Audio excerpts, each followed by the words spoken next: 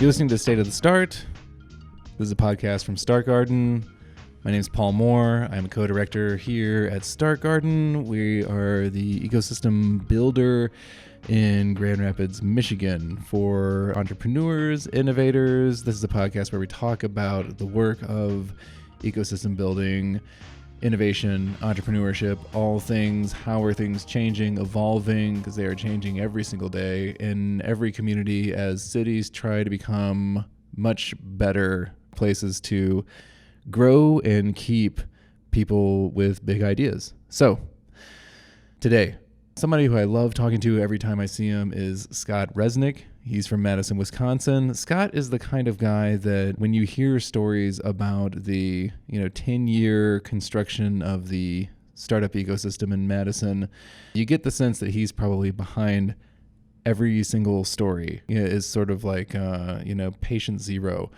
He was one of the first of the 7 startups that were getting together on a weekly basis. He's started his own companies. He's grown his own companies. He flipped over into public service as a city commissioner for 2 terms.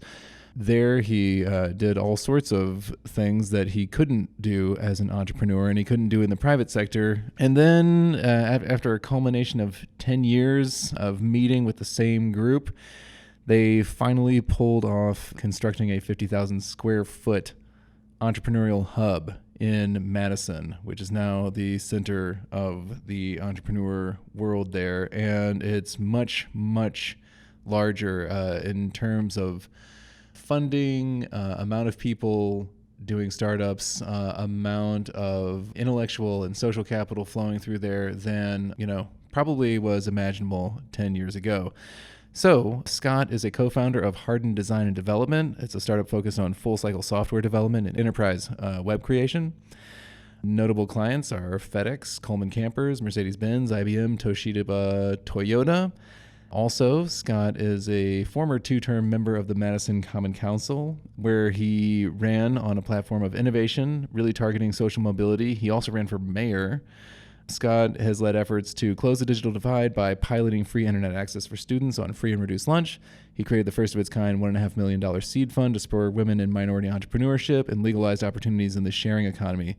Scott strongly advocated for sustainable land use as a member of the Planning Commission and was instrumental in the passage of the city's annual $300 million budget. There's a lot of various experiences. To top it off, he's only 32 years old. So we wanted to chat because he's got a myriad of experience. And most interesting for me that I wanted to really dig into was, what is it like to flip-flop from that private to public side? And what are the insights that he gained from that public service that those of us who were involved in ecosystem building or who are either the entrepreneurs in the private sector or the community builders trying to pull together those entrepreneurs, what are the things that we can learn as we're trying to work with the public sector? So let's get into Scott Resnick from Madison, Wisconsin. So Scott, thank you for getting on the call. Absolutely. I'm sure you know that we are recording this podcast. This is going to make for some great audio quality. It sounds fantastic. So I think the interesting thing about, obviously because you were there, we went to Madison to visit your fair city. That you have been pretty instrumental in building that whole startup community there over what seems like quite a few years that you've been into this. So you're calling me old? I did just call you just mature. You're very mature. You look 30, but I'm guessing from your bio that you've got to be older. I don't know. Maybe you're just like a prodigy. 30. I'm 32. Really? Yeah. Oh, you're young. Congratulations. That's awesome. Very impressive. Oh man. So we're gonna get into that in a moment. Because you were also like a city council member. But this is why we wanted to talk, because you're an entrepreneur, you've built a company, and then you flipped over into city politics And then you became a part of building this sort of central hub, like this real estate development project for startups that's 50,000 square feet in the city called Startup Block. And then you were the executive director for that. And I think if I remember correctly, you also do some sort of like you outsource all of your talents and abilities to American Family Insurance on some level. It sounds like you're kind of all over the place. Right. Yeah, You are I the think Renaissance man. That's called ADHD. And apparently, according to my wife, I just get bored quite easily. So, it makes for an active resume, but always looking sort of for the next big project. Kind of the subject that I think is most intriguing is doing that private sector to public sector flip that you did. So maybe you just start there and walk us through what you were thinking. Yeah, so you have to put yourself back in 2005. So think to yourself where you were at that time. I was also doing a startup in 2005. Yeah, I know very well. Let's see, News Corp had bought MySpace, and Flickr was a really big deal. And there was something that would soon be launched called YouTube that just didn't seem to make any sense at all because Google was working on something called Google Video that seemed like it would be the video streaming service. And Netflix was mailing DVDs to people's homes. Yes, go ahead. The only online video platform at that time was really Juiced, was the popular one. We had this idea, a couple freshmen in the dorms, that we were going to create an online broadband television company. So this was our brilliant idea. Turns out people do want to watch TV online, and we turned out not to be the team to execute upon that vision. So we did end up actually shutting down that company debt-free. We ended up making $50, split 8 ways over the 9 months we were building the product out. But we ended up taking third place in a business plan competition, used the prize money to shut down the company, and ended up making $50 off the transaction. Nice. Okay, so obviously, so you exited a company there. Successful, profitable exit. That should also be caveat right there. Yeah. But it was the second company that we ended up creating, which was building enterprise-related applications for companies. Now, fast forward 13 years, companies like FedEx, AT&T, the U.S. Postal Service, and American Family Insurance. So a national presence based in Madison.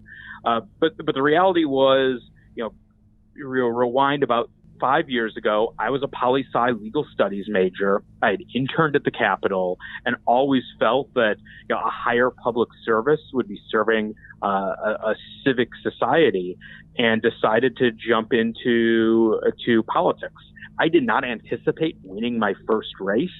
However, I ended up winning first my primary for city council in the city of Madison by 30 votes, and then won the general by 300. It is such an easy number to remember that I actually, remember it to this day. I do not remember any of my other vote totals, but served then on the city council for 4 years, as well as leadership of that body. Eventually ran for mayor of Madison when I was 27 years old. I got to be mayor for 1 day, but currently not the mayor of Madison. But yeah, so that feels like there's career. a story right One there. day. One day mayor. Yeah, so I was in leadership. It was Halloween 2014. The mayor of Madison, when he or she leaves town, council leadership steps in to become mayor. We have a very notable Halloween celebration on State Street. And the mayor essentially said, all right, Scott, I'm bailing. Just so you know, if anything gets out of hand at Halloween, here are the numbers to call in the National Guard. Don't burn down the city. And then he ended up bailing, and I became mayor. All right. Congratulations. The city still stands, and I was thinking it was going to be more controversial, like the day after you were sworn in. A big story came out, and it turns out you were, I don't know, the kind of thing that you hear in the news every single day right now about our president, something like that. Yeah, I'm trying to not model my political career after our current president. Smart man.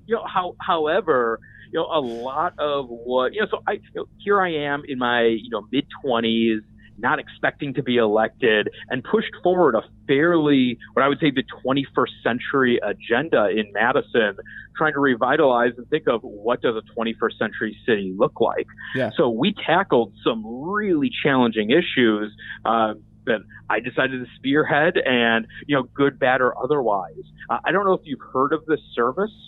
It's called Uber.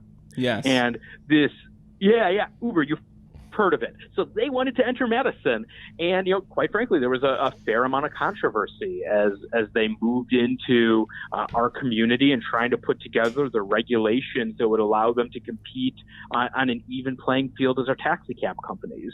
We had Airbnb, another popular company, wanting to locate and figure out how to pay room tax, but legally operate. So there's a number of issues, and when you look at the average age of city council members, when you look at the general norms of a bureaucratic entity, not exactly made up of technology disruptors. Yeah. So I think this is where it gets kind of intriguing. So this, I think Brad Feld, talks about startup ecosystems, and he talks about they're led by funders and founders, meaning the city council isn't going to go start a startup. Right, they're not necessarily going to create a program that's just going to suddenly introduce 100 startups, into the ecosystem. They're not going to have investors that just magically drop out of the sky, right? I mean, it's at some point, it's the founders that are starting companies, and then it's the funders that are funding them that sort of steer the direction of where a city goes. At least that's sort of the way that it's talked about. I think the idea of it's all private sector led, but clearly you had a sense that there was a public sector role that was also critical. So I was kind of wondering if you could just dig into what is that public sector role that's critical to the ecosystem? Well, I mean, the public sector is responsible for every single street you drive on, the education that many of us receive either in high school or college.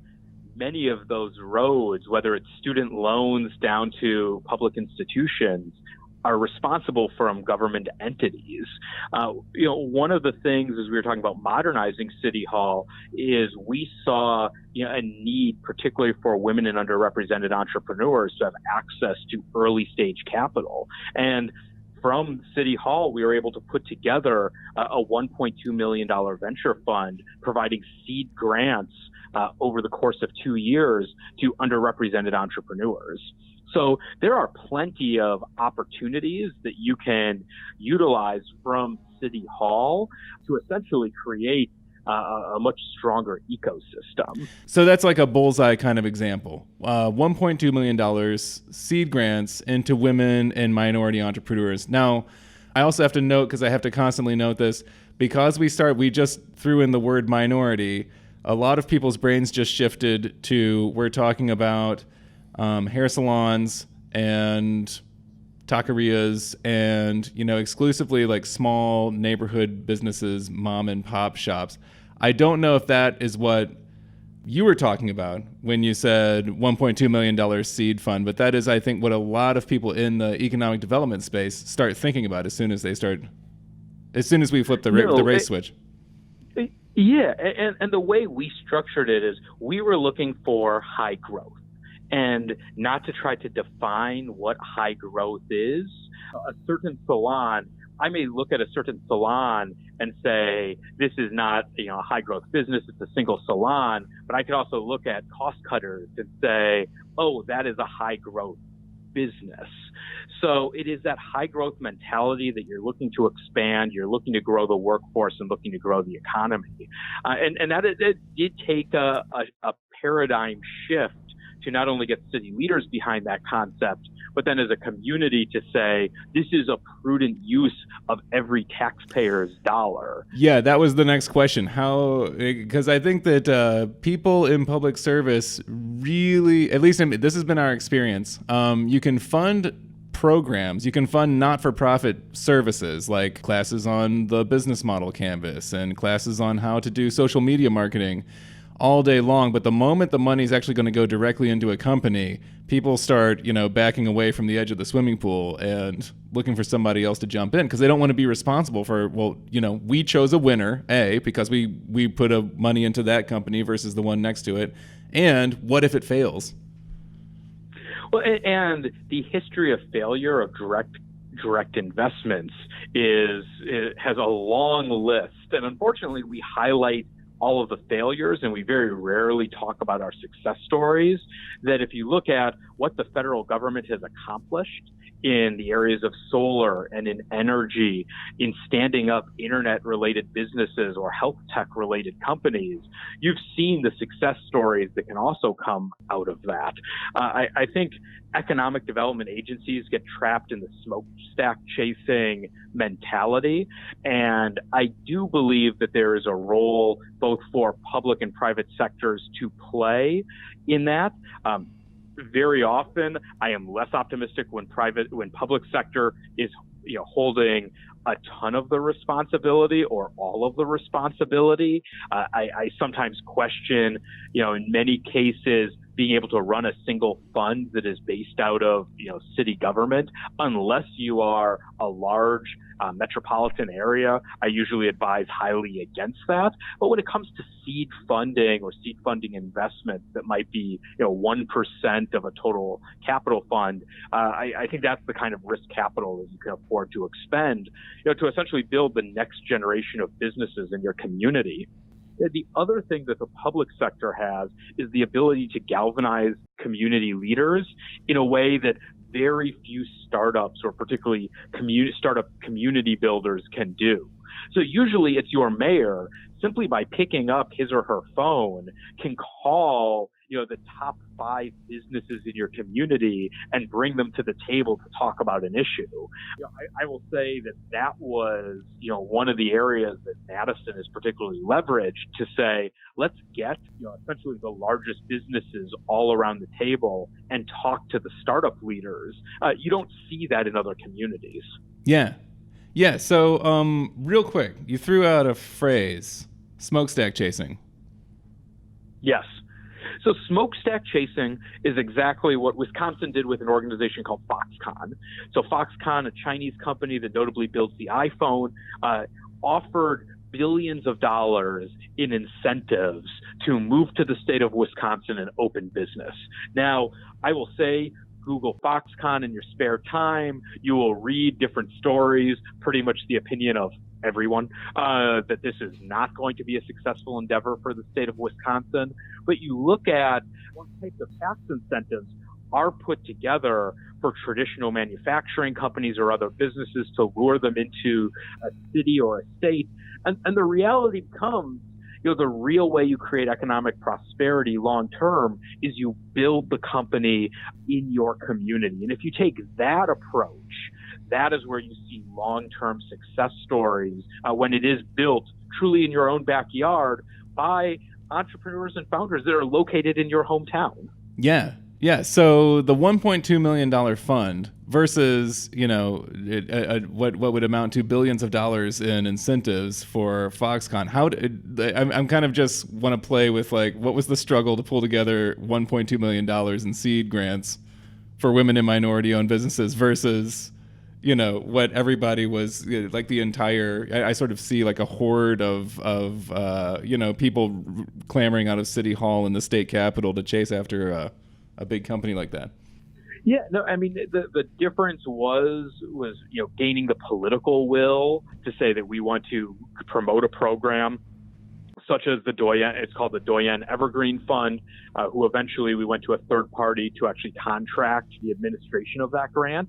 But I'll say the controversies around that were quite small because we were talking about $1.2 million. But I go back and say, what happens if the state over the next 40 years and spending, instead of spending $3 billion, some estimates are getting up to $4 billion on one company creating, at most 13,000 jobs. What happens if that money was spent on local entrepreneurs, building new businesses in every single one of our states? And I think we would have seen a much more enriched long-term successes for our community. Yeah, yeah. So what is I mean, the one point, and not to like just harp on the subject, but I think it's one of those things where it's like I don't hear of a lot of city governments or even state governments. I mean, just to be quite honest with you, as I've said, alluded to this before. Usually, you'll hear a lot of like you can hear a lot of talk about how many millions of dollars have gone into tech companies, but then if you ask the question, and I think it's exactly where you were saying we're going to talk about high growth companies, but we're going to talk about underrepresented groups. As soon as you just bring up the underrepresented groups, suddenly everybody, instead of talking about how much money they've invested into companies, they start talking about how much money they've put into programs, to help train entrepreneurs, because what if they don't know what to do with the money once they have it and all that sort of thing.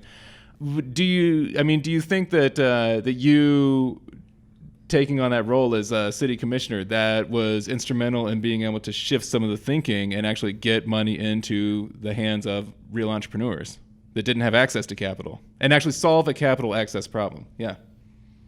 Yeah, I can confidently say that this idea would not be enter the political forefront if I likely was not on council. I could have probably been harping from the outside that you should pull off this idea and you should try to pursue this idea. I probably could have been, pushing the concept for a decade or so before anybody would take a meeting. But it is very different when you are in that seat of authority. And it was just gaining the political support from my colleagues to say, yes, let's run with this. It was a small enough dollar that if it failed, it wouldn't be the worst failure, but a small enough dollar to really have meaningful impact early on. So I think the story for startup leaders is to find that political champion who is willing to take a risk, who looks at their career as saying, this is a short time period. Any of us are elected. What are we going to do with that time we're in office?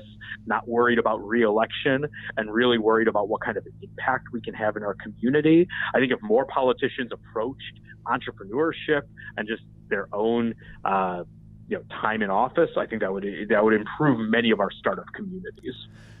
Yes, and I'm also sensing that you probably, like, if you are on the other side and you're spending 10 years harping, what's the way to get out of that cycle? I mean, advice if you're not going to go run for city office, but you need to actually cooperate with some of your elected officials. Like, what's the advice from being on the other side of the table? So from being on the other side, and even when you are in City Hall, I will say this also applies, but it was to focus on the low-hanging pieces of fruit. So, many entrepreneurs get stuck, and particularly community builders, get stuck trying to chase certain ideals. I would just chase the folks who actually wanted to work on something unique and different. Inside City Hall, that became the Metro bus system. The leaders of Metro always were looking for like a new idea or a new piece of technology, just simply because we had the right leader in place. Would Metro buses be the first place I would start if I were to look at which should be the most innovative division at City Hall? Probably not. But all right, I am going to work with the agency that wants to work with me. And if you take that approach, all of a sudden you have one or two success stories coming from that. It starts to have a snowballing effect. Yeah.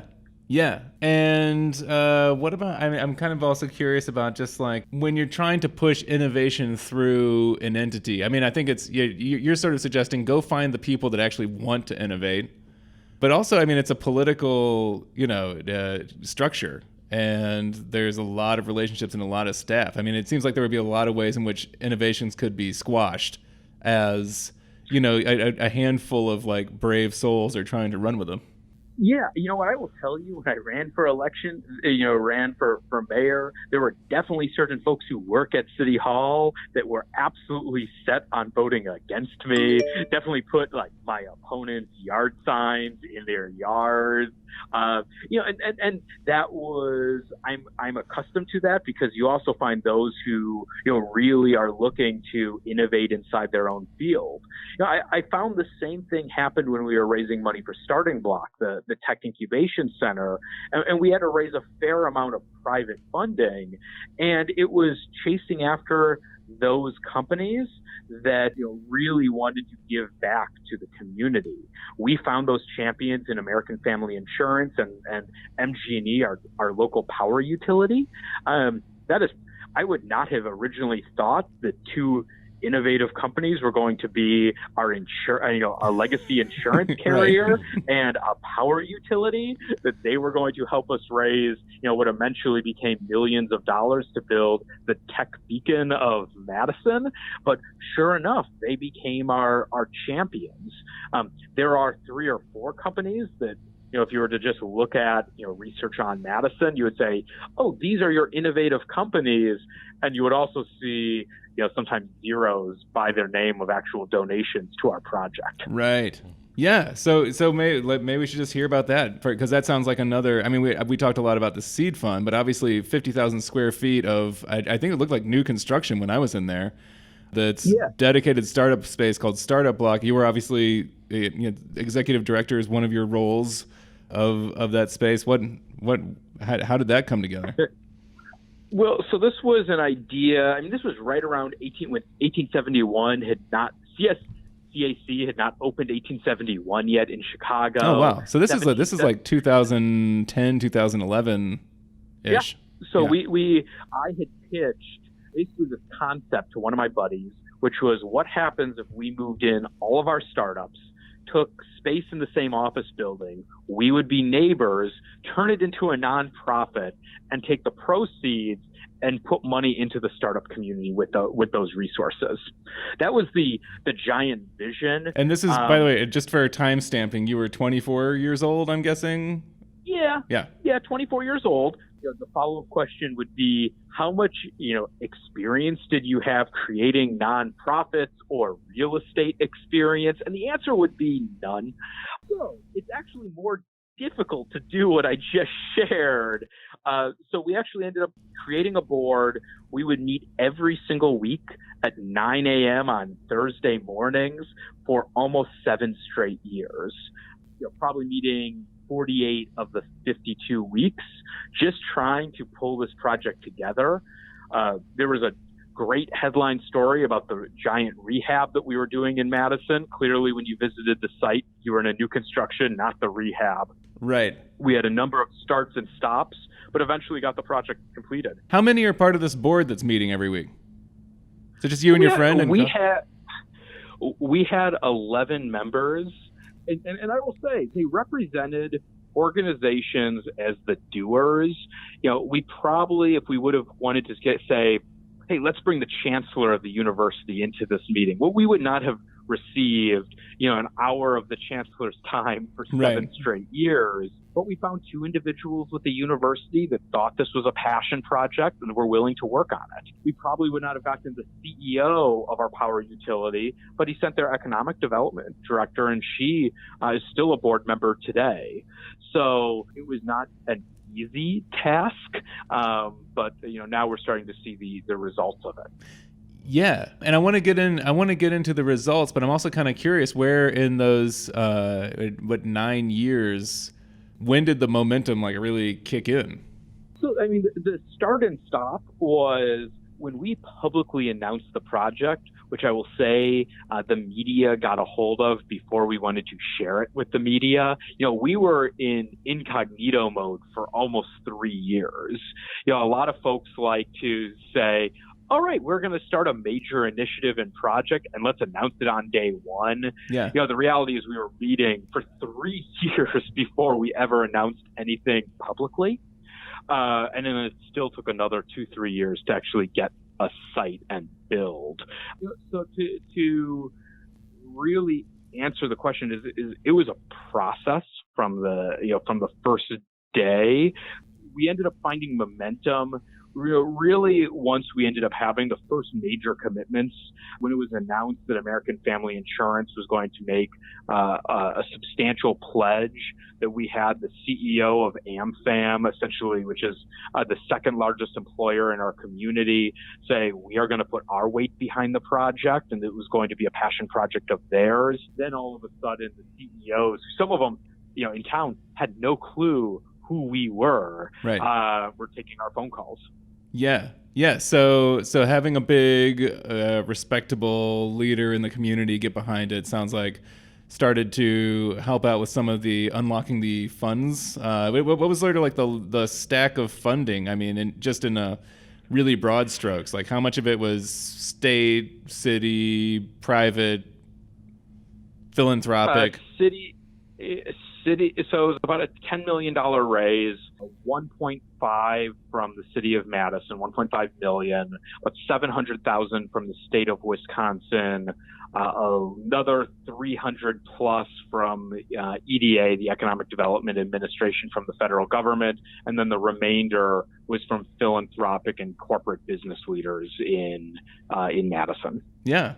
Nice. And yeah, I also should probably mention, like, I mean, your city's budget is $300 million a year, which is yep. It's respectable, but it's also, I mean, that's a pretty mid-sized Midwestern city budget there. So I mean, I gotta commend, they're taking some big swings on the startup community when you look at it as a proportion of their overall city budget.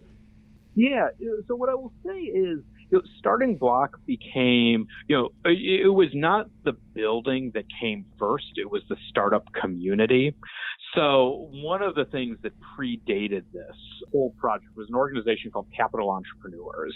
And we started this organization in 2009, essentially with the premise, entrepreneurship is not fun. When you actually get into the game of building a company, it is pretty miserable. There are lawyers that are going to screw you over. There are venture capitalists that are sharks in the community.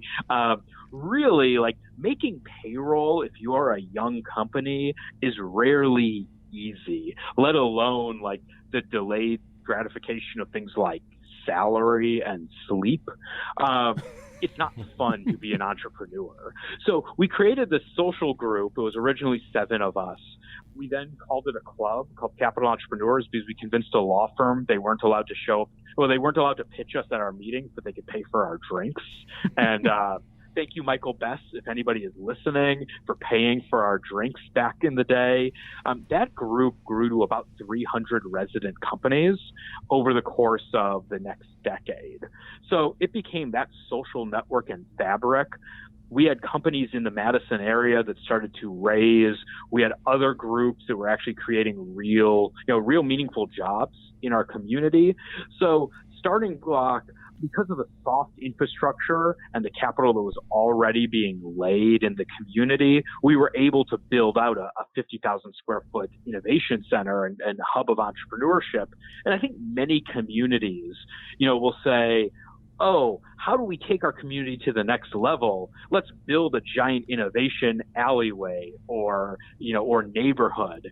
And usually, as Chris from Techstars would say, actually spending $20 and buying pizza and drinks for entrepreneurs to meet and gather and create density is probably a better early stage investment than the $50 million, neighborhood. Yeah. That I think many folks get wrong, but it's once you're at that critical mass, taking a bigger swing. So whether that means putting together, a venture fund of the multitudes of, tens of millions of dollars, or putting together, an innovation center, eventually you do reach that community pinnacle. Yeah, that's a really great point, because I was also noticing Rise of the Rest just put out their ecosystem playbook for 2019, and the title is 10 Innovation Real Estate Developments, which I think is going to, I think it's what, 4 categories. It's like there's the anchor tenant, which is kind of like what you see in Detroit with Quicken Loans. It's sort of like this giant enterprise with a really aggressive founder that's basically,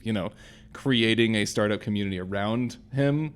You sort of see the vertical integration of consolidating all of the services and all of the, different levels, the stages of startups in one building. There's the innovations district, which is like, you see that when they kind of like there's like a parcel of land and they just decide, okay, all tech and innovative things are going to happen here. And then there's this like the new thing is sort of like a live, work, play kind of like, it seems kind of like a fluent college campuses that, has all of these amenities for entrepreneurs. I'm not exactly sure what to think about that one. You know, I will say, I just saw a college dormitory and student housing project that had an indoor golf simulator. I don't know what your college experience was like, essentially on ramen noodles and in a place that didn't have heat. By the way, you really want to have heat in your apartment. If you live in Madison, Wisconsin, the winters are not that kind. Really make sure that you have heat in your apartment.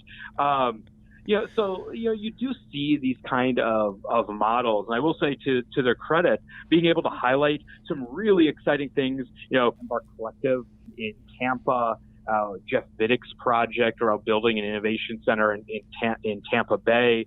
There are communities that have reached that point where the real estate intersection with entrepreneurship makes sense, both financially and from an investment in the community. But we've also seen bubbles in the past of, all you need is a business park district, right, and the economics will just flow to your community. There are many incubators now that have not had success. So well, and I think you touched on it, which is that I think somebody used the phrase we were talking to bundled growth strategy, which was like, it's not a space, it's a space and a fund, right? I mean, yes. You've got to have oxygen going to the companies that are occupying said space in order to keep them alive. Yeah, no, I think the perfect example of that is Capital Factory in Austin. And you look at what that combination of a fund model plus a startup community, and you can really build something special in a community. But what comes down to all these questions is, do you have entrepreneurs? And if you don't have entrepreneurs at the ground level, tinkering away, hacking away, actually building something new, any of these real estate plays really will struggle in a long term if you don't have the talent base creating companies. Yeah, so for you guys, what was sort of like the critical milestone, whether it was actually foreseen or just sort of was passed, and then you look back and you're like, oh, I think we're ready. And what was sort of like that density that you really felt like was like, okay, this is just an obvious next step? And then I'm also curious, like, which came first, the fund or the space? Yeah, and we don't have we have several funds located inside Starting Block. We took the nonprofit model. So, although there are about $600 million of funds now currently located in our space, mostly attributed to AmFam Ventures and Rock River Capital, which is a $25 million growth fund. The first time we started to hear of companies starting to raise notable rounds that I didn't personally know the founder of, I realized our community had started to make it. Right. And, you can be a tied-in community. Madison itself, we see about, one of the metrics that I really like to follow is a metric called first financing, which is the first time an institutional round of capital comes into a community. We've had, annually anywhere between 25 to 30 first rounds of financing. And if you just play the math out, for every 10 first rounds of financing, one of those companies will go on to a Series A. For every 10 Series A's that you essentially have in your community, one will grow on to and become a Series B. So we started to see that base of the pyramid really activate. And that's when we knew it was the right time. Yeah, and for anybody that's just not aware of when you're referring to institutional financing, what's that signal? So usually that means that there is a venture fund that has stepped in to make a true investment, and not like an angel group that's local, but like an outside institutional, like a name brand. A name brand fund, someone that is making it. I don't always want to put investment numbers in a bucket, but anywhere, north of $750,000 into a company. And you usually get, more, funds that, are established repeat players that are making investments. It's beyond your angel investment round. Right, right. Ian Hathaway from the Center for Entrepreneurship is a great researcher, and you can see, some of the communities that that are seeing growth. Usually have a baseline level of a handful of companies that are raising, and ideally, if you have a consistent number of companies raising over the long term, some of those bets will start to pay off. Yeah. So then having the space, I mean, what is sort of like the post, life after the space and the density and all of those sort of things? What's the ripple effect of having that physical location now? So it's about the small collisions that you have when you are not only growing a company, it is seriously everything questions of how do options work? Mm-hmm. No, really. Yeah. I'm trying to give my employee options. Here's what two different lawyers say. Should I do a priced round or a convertible note on my first round of financing? It's one thing when your VC tells you an answer. It's another thing when another founder who is experienced and made mistakes tells you another horror story. A lot of this goes back to entrepreneurs gaining mentorship from other entrepreneurs in the community. We also see that nexus of activity where it's making different introductions, whether it's to future clients to make sales or to other venture funds to say, hey, I raised from this community fund. We're having a board meeting and my board members coming in. Do you want an introduction to them when they're in town? So it's these little one-on-one conversations, which truly is what has built the fabric of places like, Silicon Valley or in Boston, New York. It's bringing that fabric creation to Madison. Well, and it sounds like you're kind of describing what you were probably doing through, getting together and socializing and, doing mixers or whatever, until you felt like you really had that density. It's just that you've dialed it in to now it's pretty much 24/7 inside of an actual, footprint as opposed to an event that has to be scheduled and everybody has to arrive at the same time for 2 or 3 hours. Yeah, absolutely. So, I mean, if you were to just look at the general, Madison community about 10 years ago, you saw companies in aggregate this is excluding some of the biotechnology companies, raising about $20 million as a whole. We had 5 to 10 startups that were, active in the community. You fast forward 10 years and you're talking about 40 to 50 companies that are active in the community. You have about $200 million of venture capital currently being raised just by our SaaS-related and technology-based businesses. So the entire ecosystem, reached that critical mass where we could support a center. If Starting Block would have opened 10 years ago, I can't imagine it would have had success. It probably would not have been open today. But we definitely met that that point of inflection. So this is great, by the way, but I'm feeling this urge to now circle back away from the very large numbers and get back to your $1.2 million Doyen fund from back in your city council days, back in your early 20s, late teens, whenever it was. You must have been like the youngest council member ever.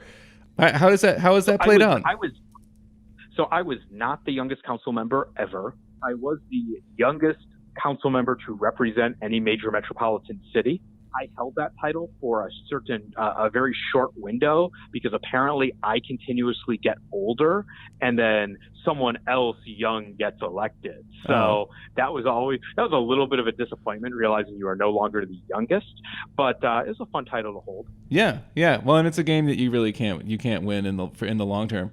Yeah. Once you stop playing the age game, you have no problems to worry about. So I'll continue to worry about getting older. So how did that 1.2 seed grant fund do? Are those what's sort of the where are they now kind of story? Yeah, so we and that fund is still deploying capital. That capital can be deployed in 2 different ways. One way is through seed grants, and the other way is through equity-based investments. So we usually do see 4 to 8 investments from those funds currently, and going to entrepreneurs that have otherwise would have limited resources to be able to draw various capital streams. So I have the opportunity, particularly because the Doyen Group is located inside Starting Block as well as one of our resident companies, resident community builders. You get to talk to entrepreneurs who may not have the same family connections to be able to raise that friends and family round Right. that we hear about regularly. It's entrepreneurs that are tackling very different problems that I had never thought of in the spaces of the arts and equity and inclusion inside our building itself, although it's a bit of a separate fund, tackling issues like the post-incarceration and how do we deal with individuals coming out of the prison system?